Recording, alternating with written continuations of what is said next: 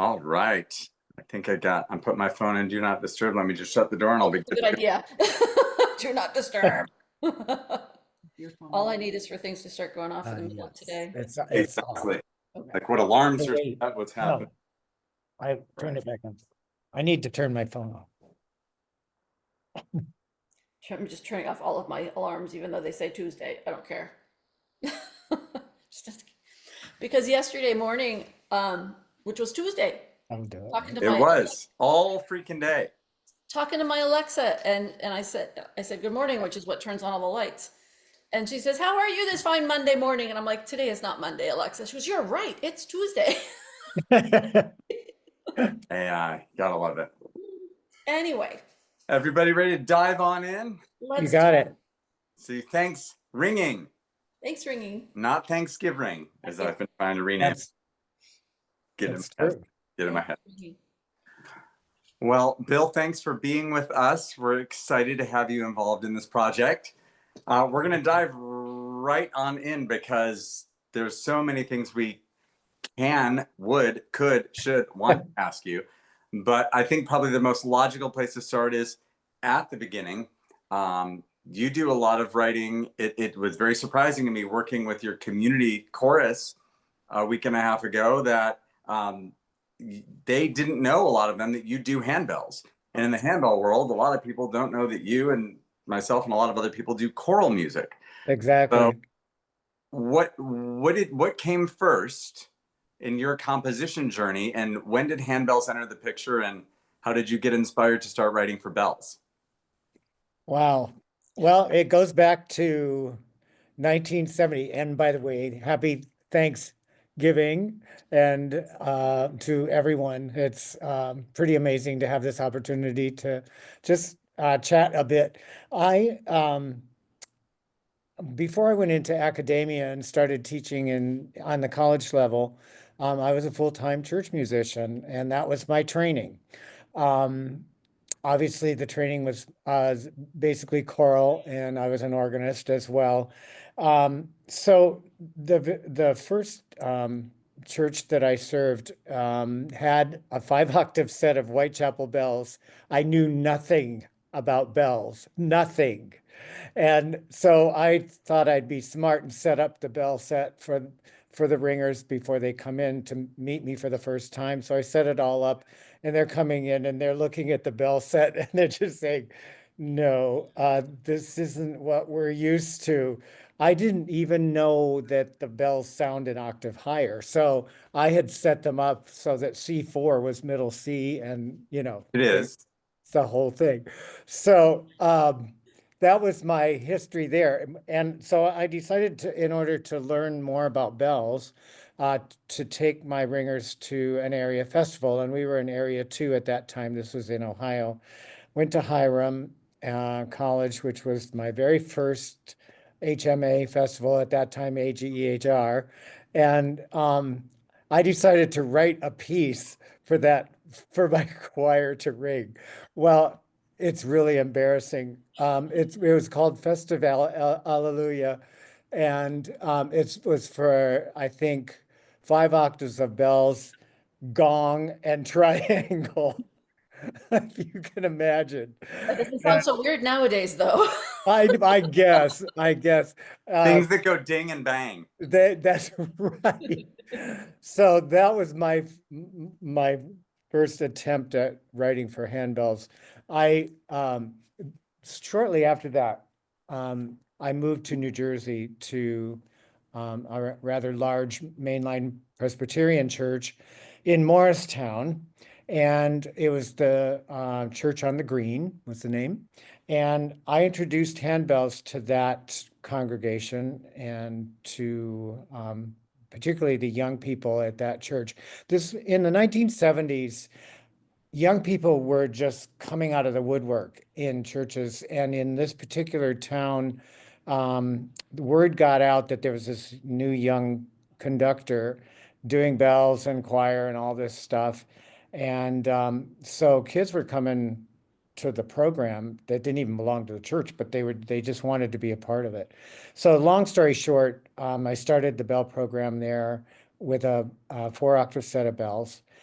And in those days, because there were so many young people, um, I had in a choir of 4 octaves, I had maybe 16 ringers or more. And so some of them were only ringing one bell or, and I'd look at the lower bells and the higher bells. And I noticed that these kids were just standing there, not doing a whole lot and just excited to kind of be a part of it, but not really doing anything. And that's when Prisms was born. I decided I needed to write a piece that used every bell in the set and would really involve the upper spectrum and the lower spectrum. So and Prisms was my first real piece. Where do you still have the manuscript for your first not real piece, right? No, that was sold at auction at an HMA event. The one that Think- you were talking about with the triangle and the gong. Oh no, that piece yeah, it's tucked away in a file, but it's interesting. It's interesting. Brian Seaman and his ensemble, Virginia Bronze, were doing a program that featured my music and Michael Joy's music, and they called it The Joy and Pain of Handbell Ringing. And he asked if they could look at my piece. Well, I sent it to him, and then during the concert, he surprised me and they rang it. That's And I awesome. sat there with my head in my hand. But they They all did have it. to go from somewhere, you know. But it's not ever going to be published. I can guarantee it. I mean, we've obviously done some work together on Yes, a collaboration, and that was, of course, a good time. And I mean, I'm assuming there's usually wine involved when you're writing, but do you approach composing for bells differently than you approach writing an original something for chorus or for other instrumentation, orchestra, etc.? sure. Yes, I definitely do. Um, it's like somebody who writes a book. They need to know their subject. They need to know what they're talking about. And so for for me to write a handbell work, obviously I need to know all of the ramifications of what this is going to involve, including range and timbre and what have you, and the fact that the bells ring an octave higher. So I approach, yeah, it's very different from my choral writing in that respect, because with choral writing, it's more layered. Mhm. You're thinking of various voices, and you are, but you're with bells, but it's basically you're thinking maybe the low range, the battery and the high range. But it all comes together. And so it is a very different experience in that regard. Yeah. Yeah, and having I know your favorite thing is to deal with enclosures when it's a 3 to 7 octave piece or something. I mean, it's one of very few instruments where the range can change, and you got to write stuff ideally that fits multiple ranges Yeah. of sets. So that affects a lot of harmonic structure and chord inversion and that kind of stuff. I know. And just thinking, someone who would be inexperienced might write 50 measures with the low bells playing 30-second notes, Yeah. and it's just not possible. Either mallet it or stop. Don't do that. Put that Yeah. on. All right. So I have one question that you've said earlier when you said that you had set the C4 up as middle C. Did you set them up backwards? So that was it keyboard order from your side or from their side? Yes, I'm pretty sure it was. I'm pretty sure it was. So they had to totally. Uh, Did you do that, Michelle? You No, sound like. no, I didn't. Because actually, the way I came to ring is I joined a bell choir, so I didn't start Okay, right. right away. But okay, so you have retired, Dr. Payne, and yet you're back. So why did you unretire? Yeah, okay. Yes, I was the last seminar, Mhm. master class, was supposed to be my last, and I was really serious about that. Um, I I felt like it was time for another conductor to come in and work with these incredible students. But when I did retire, then I kept getting messages, email, letters, notes, from former colleagues, but also from those who had not worked with me, saying they were really disappointed that I was stopping.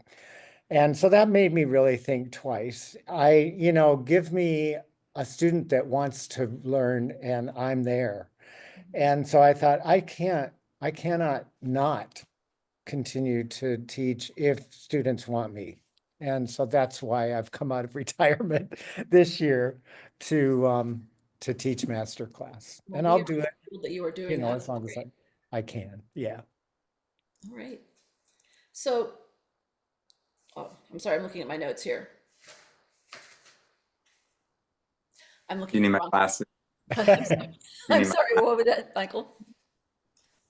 No You glasses. know, well, Yes, and they're the it's other room. interesting. It's interesting with Michelle because we were talking about composition, Mhm. and I still owe Michelle a solo piece, Yes, and it's she been knows 24 that. years.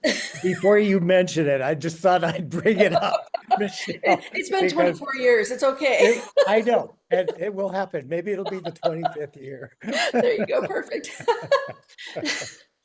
No, what I was going to ask you about is like, you talked about people writing you to ask you to please come out of retirement, or they wanted to learn with you to these kind of things. So Right.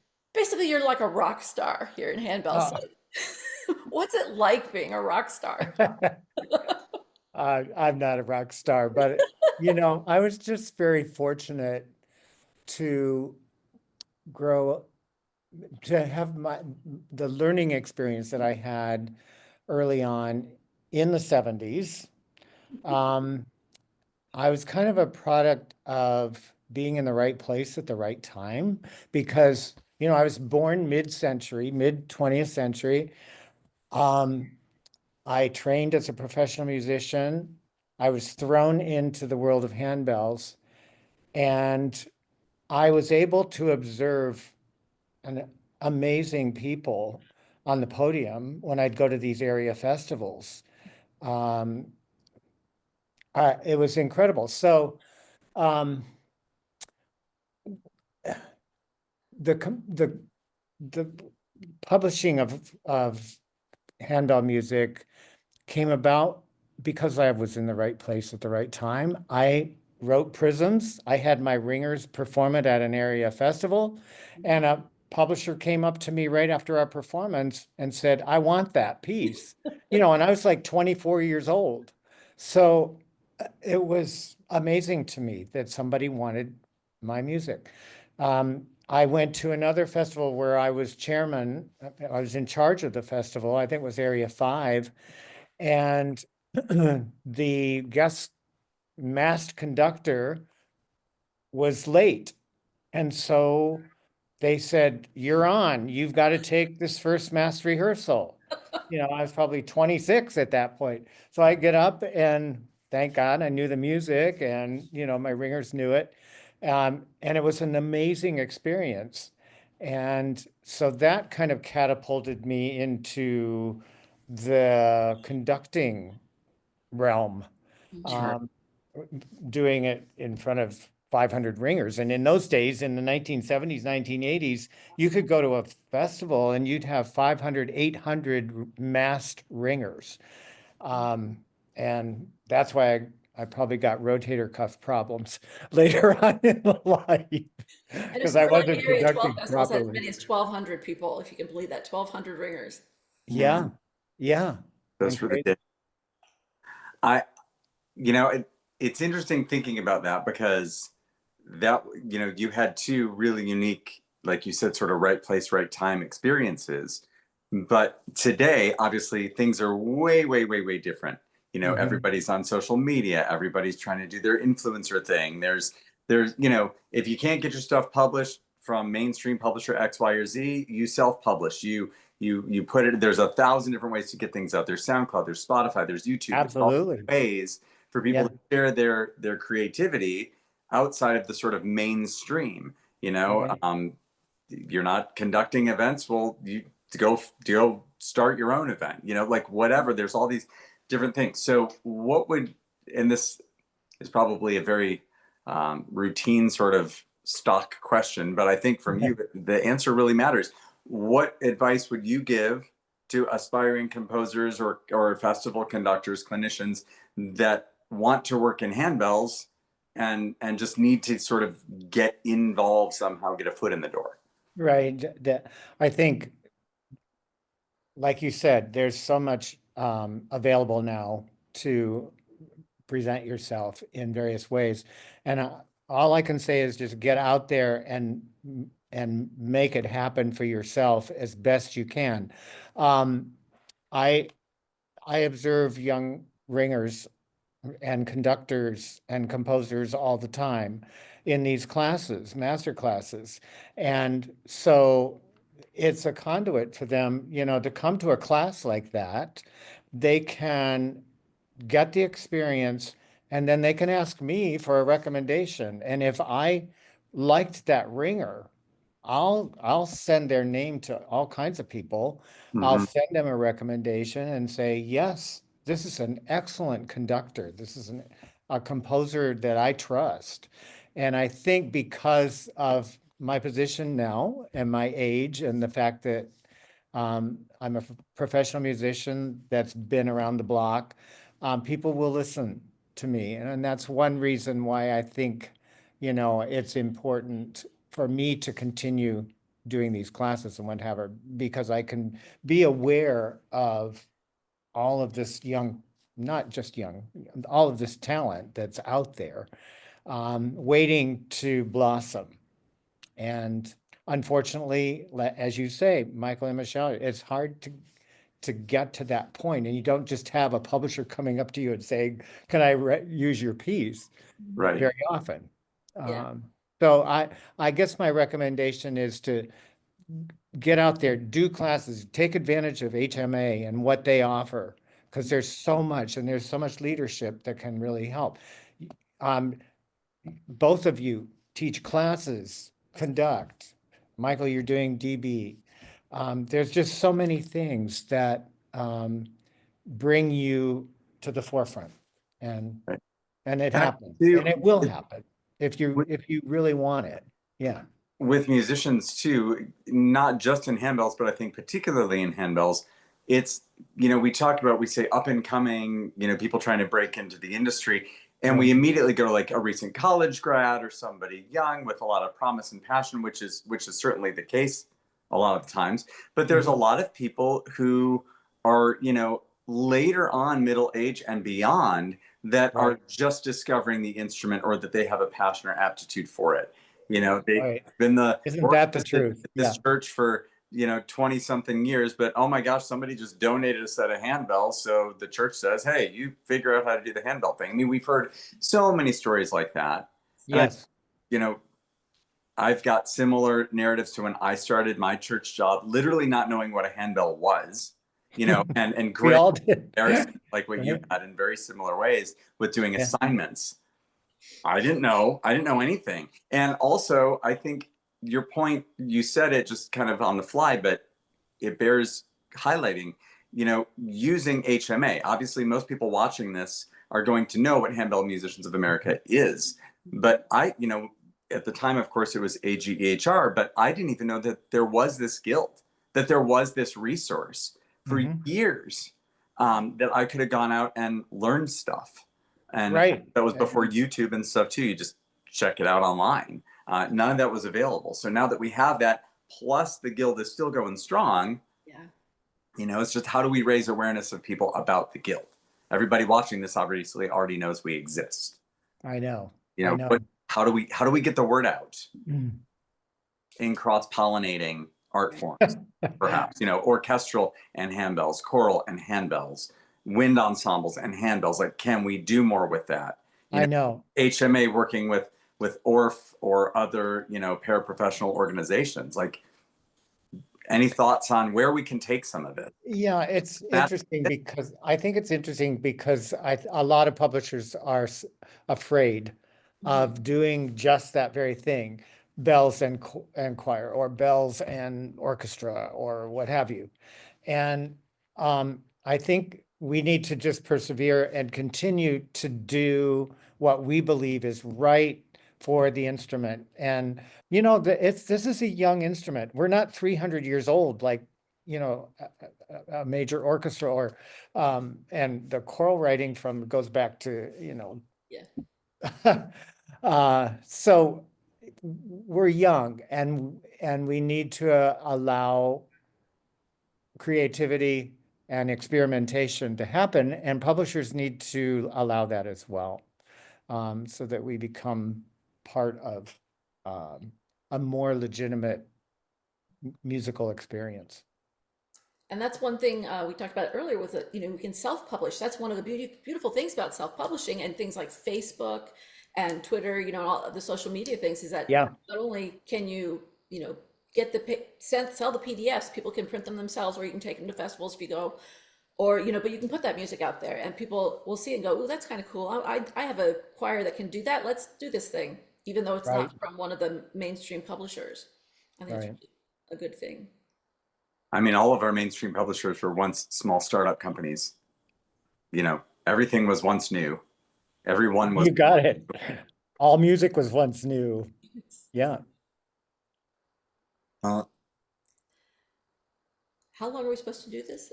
I was gonna ask on final thoughts and stuff. We don't want to keep you all day, but what's you want to take that one, Michelle? JR, you can like edit all this good stuff out. Record down straight.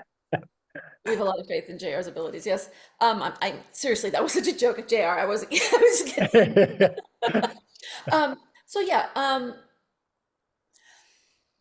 do you have any final thoughts about this, Bill? If you had any, I mean, you've already given some advice earlier here today, but if somebody is a recent graduate and say they've never heard handbells and they come to you, what would you say to that person?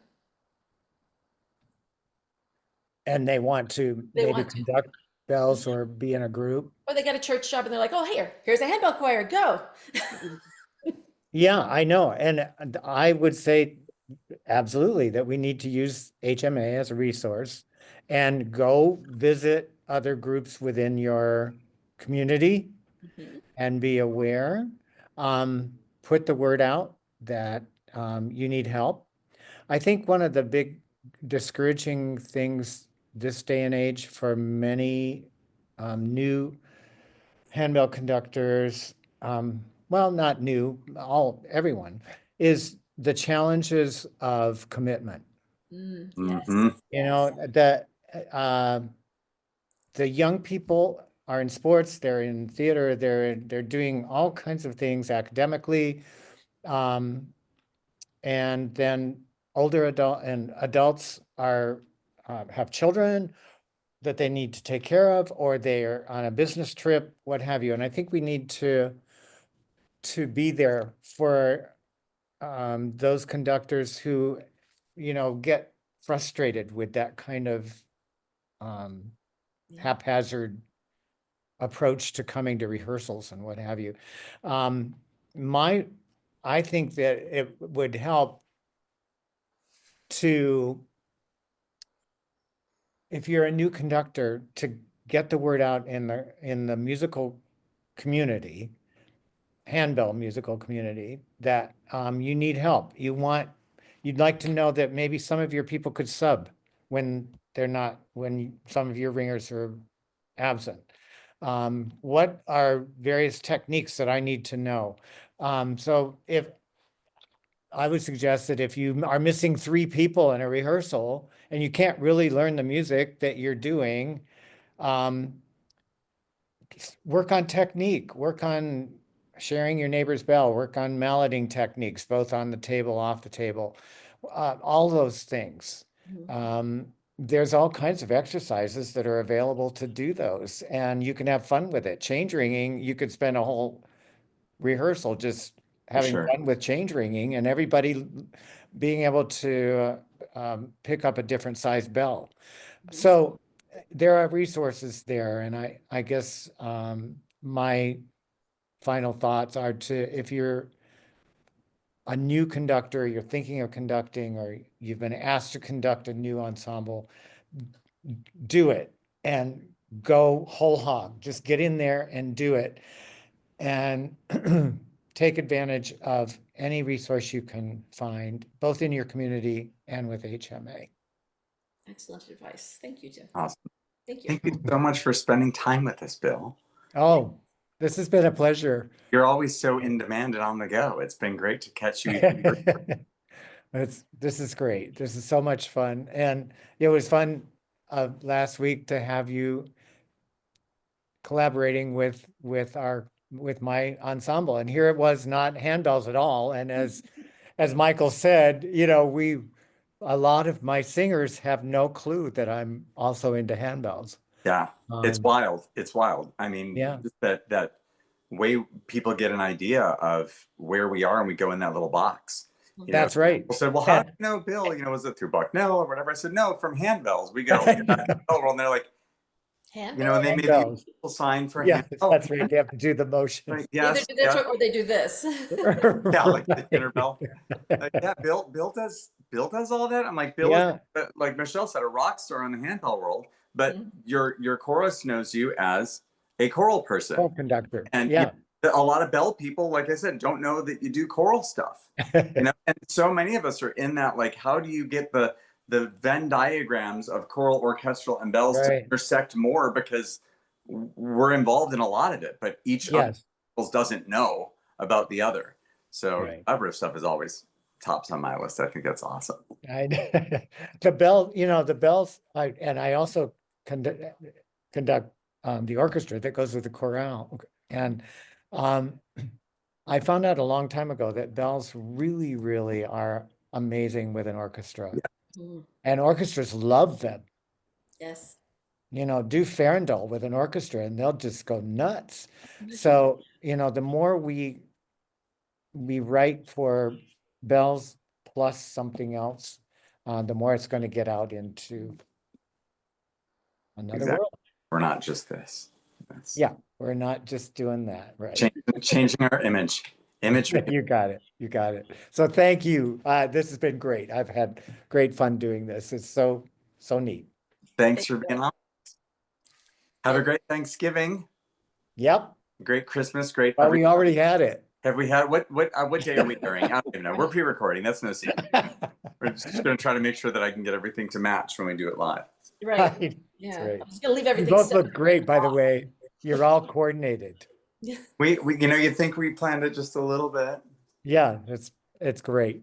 I didn't expect anything less. Michael's jacket matches your background. Mine matches that. I didn't even. I mean, yes. It's so much fun to be OCD. Yes. Or I would say. CDO, because the letters are in the order they're supposed to be. Alphabetical. Alphabetical. We'll let you go, Bill. Thank you so much. And hi to Hillary. Yep. Hi, guys. He's here. Have a good afternoon. You too. See you guys. See ya. Bye.